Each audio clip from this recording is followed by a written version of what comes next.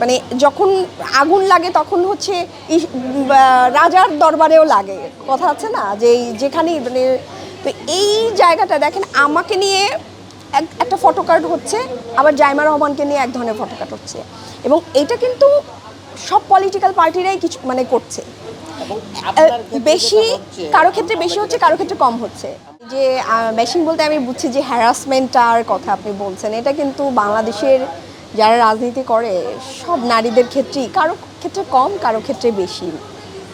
এই যে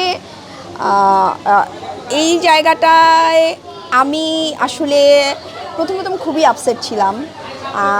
সত্যি বলতে এখন কিছুটা সয়েও গেছে, কিন্তু এই জায়গাটা নিয়ে কাজ করার অনেক সুযোগ আছে বাংলাদেশের।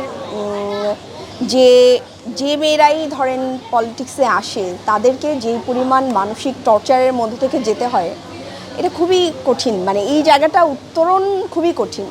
আর একটা নোংরা কমেন্ট শুনলে ওইটা কিন্তু আপনার মাথার মধ্যে অনেক অনেক খুন হচ্ছে, তারপর হচ্ছে আরও এক হচ্ছে কমেন্টস, তারপর হচ্ছে নানান রকম অপবাদ, নানান রকম ছবি। তো এইগুলোকে খুব গুরুত্ব সহকারে যারা সরকারে থাকবে তাদেরকে অ্যাড্রেস করা উচিত। কিন্তু এখন যদি সরকারি মজা পায় বা সরকারে যারা থাকে তারাই এটাকে মানে এটাকে ধরেন কি বলে, এটাকে আমি বলবো যে আমি কয়েকবার বলেছিলাম যে আমাকে যে নোংরা গালিগুলো দেওয়া হয় বা নোংরা কথাগুলো বলা হয় এর দায় তারেক রহমানেরও আছে। আমি এই কথাটা কয়েকবার বলেছি। তিনি এখন প্রধানমন্ত্রী হয়েছেন, আমি এখনও বলি যে এর দায় তার আছে, কারণ তিনি অবশ্যই জানেন যে তার দলের ছেলেরা এই যে রেগুলার আমাকে গালিগালাজ করে, শুধু গালিগালাজ না, চরিত্র হরণ করে, নোংরা কথা বলে, এটা এটা বাংলাদেশের সব মানুষ জানে। এটা অনলাইনে তো ধরেন সবাই দেখে বা এটা নিয়ে কথা হয়।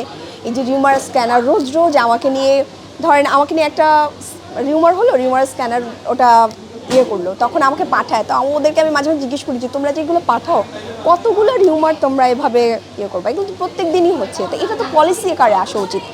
এটার জন্য আপনার সেই ধরনের মানসিকতা থাকা উচিত যে আপনি এই হ্যারাসমেন্টটা দেখেন। এখন কিন্তু পাশাপাশি জাইমা রহমানকেও একই হ্যারাসমেন্টের মধ্যে দিয়ে যেতে হচ্ছে না।